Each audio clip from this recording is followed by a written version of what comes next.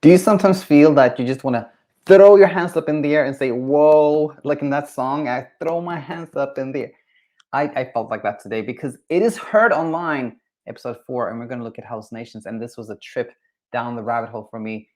I knew things were not entirely kosher when it comes to the literature on this subject, but it's quite crazy. It's actually quite crazy when we start looking at things. So anyway, the background of this episode, this Heard Online episode, is that I often get this question of like, Daniel, hey, I heard if you don't sleep, if you're sleep deprived, you can get hallucinations. And often when I get that question, there's a good amount of fear behind the question. There's the fear of experiencing something unpleasant like hallucinations. But even more so, there's the fear that if sleeping little can lead you to hallucinations, maybe that can make you go crazy, like go psychotic, lose your mind, something like that. And there's a lot of fear behind that. And twice, when I've asked, like, so where do you hear this?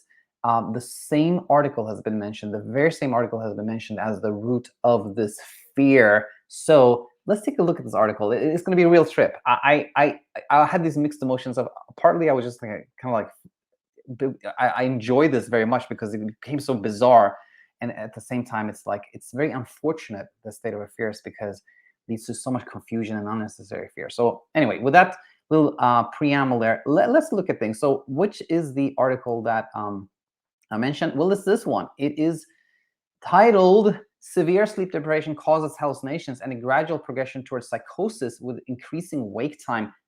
I mean, can you pick a more triggering headline than that? Like, I doubt that it's possible to pick a more triggering title for an article than this one. The reason, of course, is it's the purpose. The purpose is that it's supposed to be triggering. You would think that scientific journals work differently than like tabloids, but they really don't. It's like they're both fighting for our attention. Attention gets to like viewership, people reading it. It leads to grants. It leads to professorship. It leads to all kinds of places like that. So attention is very important. This is why we have these triggering titles. Now, starting to look at this article, what type of article is this? Well, this is actually not an experimental article. Rather, it's a systematic review. So this is an article where they've looked at previous articles with in this field. And here's the interesting thing, that already in the introduction, the authors are saying that there is a limitation here. They're saying one limitation of epidemiological studies is that they are not designed to chart causal interferences. In other words, you can't really say one thing caused the other when you're not conducting a randomized, placebo control, like control study. Like if you have, the only way you can really prove something causes the other is if you have an experimental group and you have a control group, and you only do something to the experiment group that you don't do the other group, and you see what happens, right? So the author is saying that epidemiological studies are limited, that they can't show or prove causality, yet in the very headline of the article, they're saying that one thing causes the other. Already there, like you already sense that this is quite problematic, okay? But at least they're acknowledging this limitation, which is nice. And the other thing that really stands out to me in this introduction is this: few studies of the impact of sleep loss on physiological symptoms have been conducted in the past 20 years. These studies show that going without sleep for 1 or 2 nights can induce powerful perceptual changes. But what they're saying next here is that extreme sleep deprivation studies, more than 2 nights, were popular in the first half of the 20th century, but are no longer conducted, but because they're considered unethical. In most countries, they're prohibited by law. So in other words, they're saying that, okay, this article can't prove any causality, yet we're putting that in the headline, that one thing causes the other. Also, by the way, most of what we are reporting on here happened more than 20 years ago in an era where there was like much less control, much less rigidity, and we'll see that kind of play out here. But those two things really stands out when you start reviewing this particular article. So anyway, what I did was I skipped forward to like, okay, let's take a look at like the actual data. Like let's take a look at the studies that were included in this study. And here's a table of those studies, and you can see there's quite a lot of them. So of course, I couldn't go one by one. or review all of them, but I thought, okay, let me look at the biggest one. And this one that stands out, this one had 350 participants. As you can see, most studies are like, 14, 10, or like even single digits. But one of them had 350 participants. So I said, okay, let's start with that one. And it's this study that I'm going to show you right now. If I remember correctly, sorry, let's stop that one. And here we go, share Chrome tab, and it's going to be this one. Okay. And I think I picked the wrong one. Yeah, I picked the wrong one. Of course, the one I want to look at is called the effect of, okay, that one. All right, so let's go back here, and I'm sorry about this, but now I'm sure I will be able to pick the right one. Share screen, Chrome tab, and here it is. Okay, perfect. So the big one with 350 participants is this study from 1947 by David B. Tyler, titled "The Effect of Amphetamine Sulfate in Some Barbiturates on the Fatigue Produced by Prolonged Wakefulness." And already there, you're like, the effect of amphetamine sulfate and some barbiturates on some fatigue. Like this is a whole different era. Like this to me immediately raises some red flags when it comes to kind of the original article and the validity of their conclusions, etc. So anyway, let's take a look at what they found here. And I couldn't find the entire article, so the ones we're going to review here are actually they're just the abstracts, but they tell us a lot. So they're interested in saying like this, that they're saying that in the introduction here, unlike intense muscular activity, prolonged wakefulness results principally in psychological disturbances, and with the exception of changes occurring in the electrical activity in the brain, there's little indication that insomnia, even up to 200 hours duration, produces any significant physiological or biochemical alterations. They cite 4 sources. They're saying that even 200 hours of wakefulness, it doesn't really do anything. This is, I mean, this is the rabbit hole. It's like, I don't know what I'm reading here. I'm reading this article from 1947 that says this. It's kind of insane. And then they're saying like, okay, so in general, the lack of definitive changes in visceral activities makes it appear that deprivation of sleep results in fatigue, quote unquote, that is confined to the higher centers. In other words, they're saying that the fatigue you see with sleep deprivation isn't like bodily fatigue. It's kind of a mental fatigue, all right? And then they say it was of interest, therefore, to study the effects of some central nervous stimulants and depressants on the fatigue produced during experimental insomnia. And so they had recruited volunteers from the army, and they had subjected them to like 24 hours sleep deprivation, or actually some of them longer. Okay, so 3 were 24-hour duration, 63 of them finished them. 5 were 48 hours long, 81 finished them. 4 were 60 to 72-hour tests, which 9 men completed, etc. But what we can see here is that there's no mention, at least in the abstract, of hallucinations. And also, like, just the nature of the study shows you that this is different. What happened back in the 1940s, I don't think we can draw too much conclusions from them. And this was the biggest. This was by far the biggest study included in our original study that we were looking at, right? All right, so let's go back. Let's go back to our very first article and continue our assessment of this, okay? So I'm sharing my screen with you, and we can see that we looked at the biggest one, which was this 350 subject study, and then said, okay, fine, forget about that one. Let's look at the next biggest one, because there's 2 of them that are really much, much bigger than the other. It's the one we looked at. And this one with 207 participants, also pretty big. So this is called effects of sleep deprivation on serum cortisol levels, all right? So let's take a look at this one. Let's take a look at this one, which we'll see is actually, again, quite interesting. Quite interesting. Here it is. So here we have the abstract again, a little bit of a kind of a prolonged abstract here, but this is a study from China. And they say in the abstract that this study aimed to investigate the effects of sleep deprivation on serum cortisol levels and mental health and explored the correlation between them in servicemen, and says that a total of 149 out of the 207 Chinese servicemen were randomly selected to go through 24-hour sleep deprivation, leaving the rest, 58, as a control. And they checked blood samples and cortisol measurements. And then they're saying this, the results reveal that the post-deprivation serum cortisol levels were positively correlated with the factor score of mania in the sleep deprivation group. So somehow there must have been a questionnaire that somehow assessed how manic, how kind of euphoric maybe, or something like that a person was. And there was a correlation between cortisol and that. And they said that the increase of serum cortisol level is significantly related to mania disorder during sleep deprivation. And that again threw me into like, what are they talking about? Like, how can you diagnose someone with mania disorder based on a questionnaire administered after 24 hours sleep deprivation? It just doesn't make any sense to me. And by the way, there's no mention here of like hallucinations whatsoever. And then when we look more closely at this article, which is again the second biggest article in the original study we're looking at, more bizarre things pop up. Participants, a total of 207 servicemen from a military unit whose title cannot be disclosed due to confidentiality consideration, were randomly selected.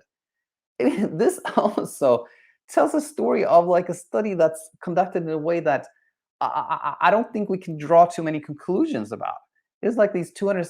It's everything. It's like it's kind of like this. I don't know, like this. They're hiding something. Like, okay, we have 200. We can't tell you where you got those subjects. We can't tell you what to do with them. But this is what we found. Again, it throws a lot of doubt into the original one, right? And I think there was one more thing I wanted to tell you about. Oh, here. Limitations. In our studies, some limitations were noticed. Firstly, no blood was drawn and analyzed from the control group due to financial reasons. What? I don't know what to say. Like, we just decided that control group, we're comparing this group and this group, and we're comparing like serum cortisol levels in both of them, but we just couldn't measure it in the control group because of financial reasons. What do you say? Okay, so that was the second study, and again, like there's very little mention. There's no mention actually of hallucinations, at least in the abstract. Unfortunately, again, I couldn't get hold of the full articles. But now we looked at the two biggest one, and the whole fundament of this review article to me is like very, very shaky. But I said, okay, let's keep going. All right, let's keep going and see if we can find something that's at least we can do some type of like journal review here, have a proper discussion around it. So if we go back to our original study, we can see our list here again. And I thought, okay, this one, but let's just pick the second one. I thought this has 32 subjects, so at least not super tiny, and it's called Sleep Deprivation as an Experimental Model for Psychosis. Okay, well, let's take a look at that one, and we'll see again. It's like a different story, but kind of same story all over again. So we're gonna look at here. This is the one we want to look at. And this is a third and last. We're going to only look at this one and one more, by the way, in case you're wondering. Okay, so the one we have in front of us now is a study from, where is it? Journal of Psychopharmacology. And basically what the authors are doing here is that they're looking for an experimental model for psychosis. They're looking for a way to sort of induce psychosis so that you then can use presumably medications to sort of treat that psychosis and see how you respond. In other words, they're saying that if we can find a model to make somebody be psychotic, we can then treat them and see how well our treatment works. That is kind of like their idea. And what they're thinking is maybe sleep deprivation could be something like that. Maybe we could sleep deprive someone to make them psychotic, to then give them medications and to study them. So what they're saying is here, the aim of this current study was to further test the hypothesis that controlled sleep deprivation is a safe and effective model for psychosis. Very, again, it's like, okay, this is not at all really to study, to in some way show that there's anything dangerous with hallucinations. It's kind of the opposite. It's kind of like this study, the aim of the study is show that it's perfectly safe to sleep deprive on someone and produce some hallucinations or psychosis in them. That's perfectly safe. We just want to do that so we can treat that and see. It's kind of bizarre. It's kind of bizarre. Anyways, what they find here, and so they did have like about 32 subjects, right? And they investigated the effect of 1 night of total sleep deprivation. And what they saw was this: sleep deprivation it changed kind of eye movements in some ways. In addition, sleep deprivation induced psychosis-like experiences, mimicking hallucinations, cognitive disorganization, negative symptoms, which led to moderate association of something something. So they didn't actually see hallucinations. They saw some experiences that mimicked hallucinations. And when I read this, I'm thinking like, okay, if I've been awake for 24 hours, which I think I only have been like a couple of times in my life, but of course, when you've been awake for that long, you perceive things a little differently. You're kind of tired, it's you can hear things, you're not sure what it was, you get confused. So is it really strange that our kind of perception of what's going on us changes when we are awake for a long time and we have quote unquote hallucination like experiences? To me, nothing really strange about that. But again, what really struck me with this article was that they wanted to prove that this was perfectly safe, was the whole intent with this. And again, we have so far not seen any from the abstracts, we have still not seen any like hallucinations at all, right? And so finally I was like, okay, well, let me let me go back. Let me at least take a look at one more thing. Let's take a look at one more article. So we go back to our original one, and what did I do? I looked at kind of the sample size again, and for some reason I looked at this one. It was one of the bigger ones, and it's called Preliminary Study of Endurance and Perceptual Changes in Sleep Deprivation. This will be the last one we look at. Let's close this. And yeah, again, you're going to see that this is this is kind of bizarre in a new way. All right, let's take a look. Here, preliminary endurance. So this one, again, an older study from like 1960 something. 1960, yeah, exactly 1960. Uh, where they say the study reported in this paper is the result of an opportunistic series of observations which the authors intend to follow up with careful experimentation. So they kind of just happened to find something or see an opportunity, and they were going to follow up on that. So what happened? Well, the opportunity to observe fairly prolonged sleep deprivation presented itself when a talkathon contest was held in Toronto in the spring of 1959. Contestants were required to talk continuously with a 10-minute break each hour and were not allowed to sleep. Anyone who remained in the contest for 88 consecutive hours was awarded the cash prize. I mean, again, it goes into this like weird place. Like things were happening in the 1960s, which just aren't happening right now. But anyway, two questions were asked. First, what are some of the predictors of endurance in situations of this kind? And second, does sleep deprivation lead to changes in perception of time, space, and body and feeling of unreality, right? And what they said was here, the procedure, they administered some kind of questionnaire. Unfortunately, it was not possible to administer the tests before the contest actually started, or even to all the contestants at the same level of sleep loss. The analysis, therefore, is not based on all the test scores, but only the scores of the test given at approximately the same level of sleep loss. Doesn't really instill any confidence. There's no mention of hallucinations here. And again, like the authors are asking if 88 hours, or like maybe didn't reach 80 hours, but many hours of not sleeping could somehow change how you see things and experience. Of course it can. I mean, who hasn't experienced that? So anyway, conclusion of Heard Online today is that this very scary headline that we start off with, to me, is there's absolutely no basis for it. I don't see any basis for that statement that in that headline. And I hope you find that helpful, and I hope you also had some fun today. it was, again, this mixed feelings that kind of always happen with these Heard Online episodes. Like, on one hand, you know, maybe the authors, I don't know what the author's intent was, but it is upsetting to me to see these headlines. It's very triggering, but yeah, at least I hope you had some fun. I hope you had some fun reviewing this with me. I'm so glad you were here. And as always, let me know what you thought. Let me know what you thought in the comment section, and look forward to having you here real soon. Until then, stay out of trouble.